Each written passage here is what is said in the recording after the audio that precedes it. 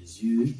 Quelle grâce pour nous de nous revoir. Aujourd'hui, le Seigneur a permis que nous voyions aujourd'hui parce que sa grâce continue et demeure sur nous.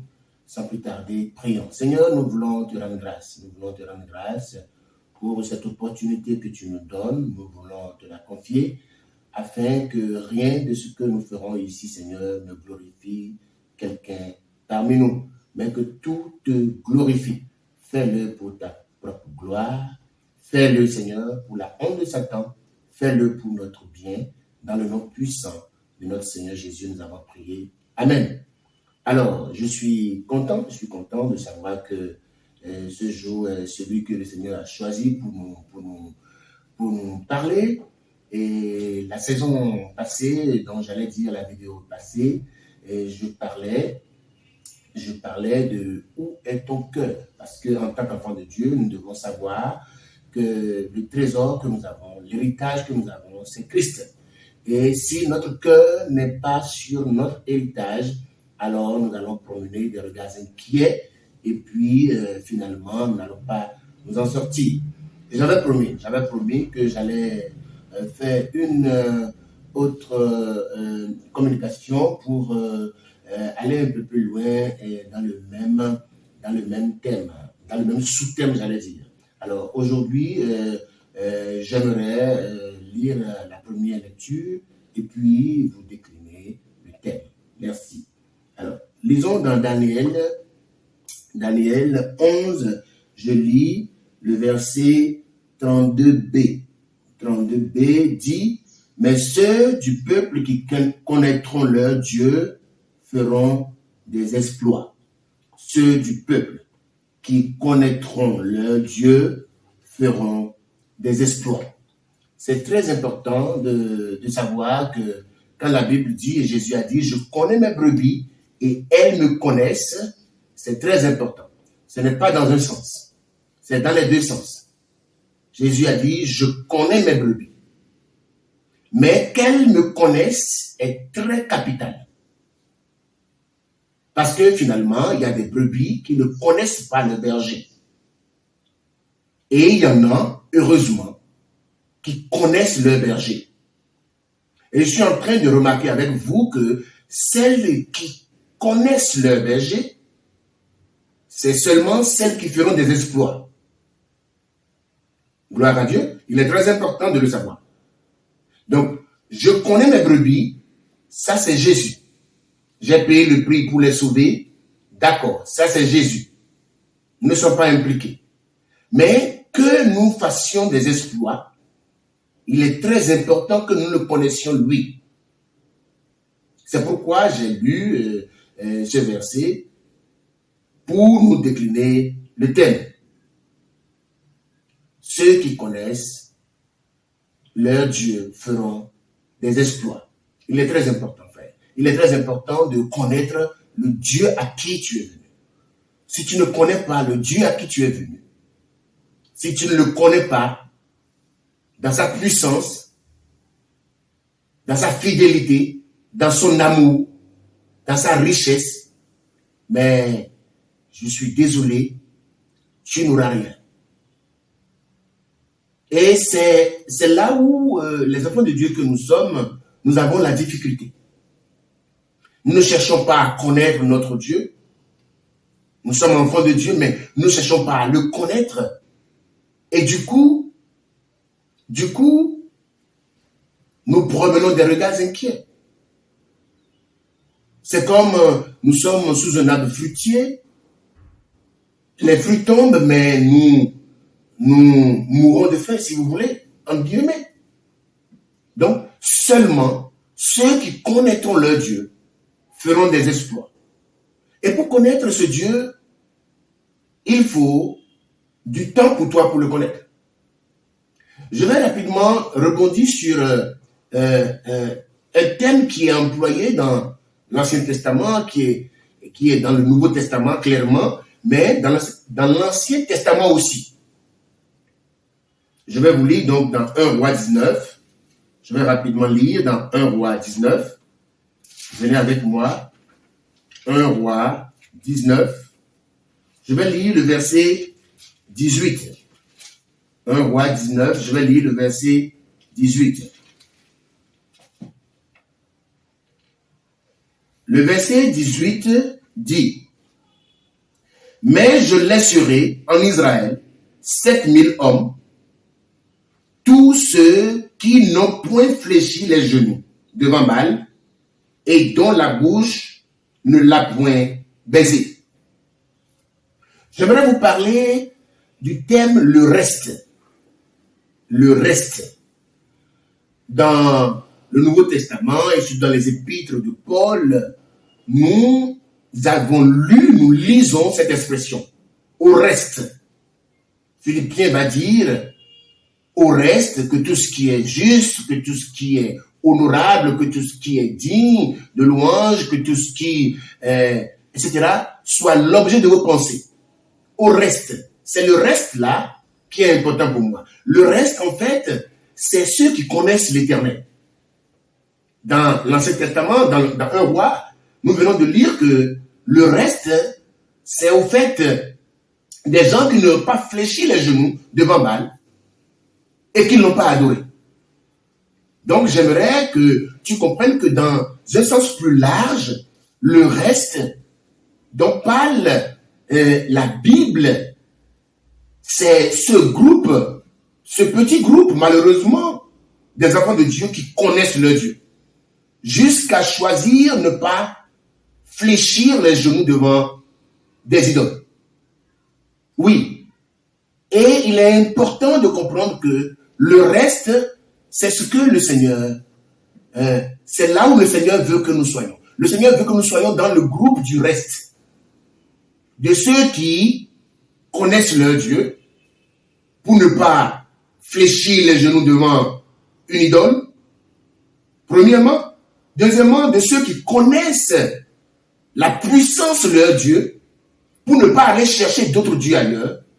Troisièmement, de ceux qui connaissent la richesse de leur Dieu pour ne pas promener des regards inquiets. Très important en fait. Le reste. C'est pourquoi c'est seulement ceux qui connaîtront leur Dieu. Donc ceux qui connaîtront leur Dieu feront des exploits. Gloire à Dieu. Je vais lire un verset biblique dans Ésaïe 26. Ésaïe 26, j'aimerais lire à partir du verset 1. En ce jour, on chantera ce cantique dans le pays de Juda. Nous avons une ville forte. Il nous donne le salut pour muraille et pour rempart. Ouvrez les portes, laissez entrer la nation juste et fidèle. À celui qui est ferme dans ses sentiments, tu assures la paix. Parce qu'il se confie en toi. Confiez-vous en l'Éternel. Alors, regardez le verset 5. Le verset 4 dit, confiez-vous en l'Éternel à perpétuité, car l'Éternel est le rocher des siècles. Il a renversé ceux qui habitaient les hauteurs. Il a abaissé les villes superbes. Il a abaissé jusqu'à terre. Il lui a fait toucher la poussière. C'est-à-dire que, ici, j'aimerais vous faire ressortir le fait que connaître le Seigneur doit être sur plusieurs plans. Nous devons le connaître sur plusieurs plans. Nous devons le connaître comme le Dieu fort dans le combat. Le Dieu juste. Le Dieu qui est juste et qui n'aime pas l'injustice. Le Dieu qui est toujours le Dieu des faibles. Le Dieu qui est le Dieu de ceux qui mettent leur confiance en lui. Très important. Et pour le connaître de la sorte, il va falloir que tu prennes du temps pour le découvrir. Il va falloir que tu prennes du temps pour avoir de l'expérience avec lui. Tu ne peux pas te lever du jour au lendemain et faire confiance à l'Éternel. Non. Tu dois alors faire du chemin avec le Seigneur. Tu dois passer des situations où tu te retrouves uniquement avec le Seigneur. C'est-à-dire que le Seigneur doit pouvoir t'enlever tes béquilles. il doit pouvoir enlever tout ce sur quoi tu comptes ou tout ce qui te donne la confiance. Je l'ai dit par le passé, les gens comptent sur les relations, comptent sur des personnes ici bien positionnées, sur leur argent, etc., etc. Même ce jeune riche comptait sur sa richesse. Le Seigneur lui a dit insensé. Aujourd'hui même, je te redemande ton âme. Donc, est-ce que nous sommes dans le reste? Est-ce que nous faisons partie du reste? Il est très important de savoir que le reste, c'est seulement au reste. C'est seulement ceux qui sont montés, ceux qui font l'expérience de la montagne avec le Seigneur. C'est seulement ceux-là qui feront des exploits. Est-ce que tu connais l'Éternel? Est-ce que tu as un témoignage personnel de ce que tu connaisses l'Éternel? L'Éternel t'a fait traverser des situations et tu lui as fait confiance et il t'a montré sa fidélité. Ah mais oui. Et David va dire, même si je marche dans les vallées de l'ombre de la mort, mais je dis souvent aux gens, ne récitez pas le psaume de David. David a fait une expérience avec l'Éternel. Et vous, quelle est votre expérience avec l'Éternel? David a dit, même si je marche dans la vallée de l'ombre de la mort, je ne craindrai aucun mal. Mais toi, tu n'as pas encore marché dans les vallées de l'ombre de la mort. Donc, il faut que tu personnalises le psaume. Si tu viens quelque part où quelqu'un a fait une expérience avec le Seigneur et que toi, tu ne l'as pas encore faite, demande à faire ton expérience avec le Seigneur pour le connaître. Parce que l'autre l'a connu et c'est le témoignage de l'autre que nous lisons en fait dans la Bible. Et qu'a dit Daniel? Qu'a dit Daniel? Lorsque le roi lui a dit, alors tu dois forcément t'incliner et adorer ma statue. Daniel dit non, je ne le ferai pas. Mais Daniel ne peut pas l'avoir dit comme cela. C'est parce qu'il a eu un vécu avec le Seigneur. Et il s'est fait, vous connaissez l'histoire, il s'est fait que le roi ait demandé à ce que on lie Daniel et ses compagnons et qu'on les jette dans la fournaise ardente. Parce qu'on les a prévenus. Qu'est-ce que Daniel a dit? Daniel a dit, roi, nous ne nous prosternerons jamais devant ta statue. Ça, il faut que ça soit clair dans ta tête. Premièrement, c'est ça, roi. Deuxièmement, nous savons que notre Dieu peut nous délivrer. C'est la deuxième chose. Roi, nous voudrions que tu comprennes que si aujourd'hui, notre Dieu décide de ne pas nous délivrer, gloire à lui. Dans tous les cas, nous ne baisserons pas la tête devant ta statue. Mais voilà. C'est des gens qui savent d'où ils sont partis avec le Seigneur. Ils ont eu des vécus avec le Seigneur. Ils ont eu du vécu avec le Seigneur, frères et sœurs. Et toi aussi, j'aimerais que tu comprennes que sans vécu avec le Seigneur, ta foi sera faible. Parce que c'est quand tu connaîtras l'Éternel que tu feras des exploits. Nous pouvons dire que Daniel et ses compagnons ont fait des exploits parce qu'ils connaissaient leur Dieu. Ils connaissaient l'Éternel qui est leur Dieu. Gloire à Dieu. Très important. Alors j'aimerais que tu comprennes parce que dans la prochaine vidéo, je vais te parler de quelque chose de très très important. Et j'aimerais que tu t'abonnes à cette chaîne et que tu suives les vidéos, que tu partages les liens, parce que certainement le Seigneur a un ministère dans ta vie. Et il va accomplir son ministère. Que le Seigneur vous bénisse. J'aimerais vous remercier pour le temps que vous avez mis pour visualiser cette vidéo. Et nous allons prier. Seigneur, nous voulons te rendre grâce pour ce moment que tu nous as donné. Tu as dit sans embâche que seuls ceux qui connaîtront leur Dieu feront des exploits. Pas ceux que toi tu connais, mais ceux qui te connaissent. Ceux qui te connaissent. Et tu as appelé ceux-là le reste. Le reste est cette poignée de personnes qui te fait confiance.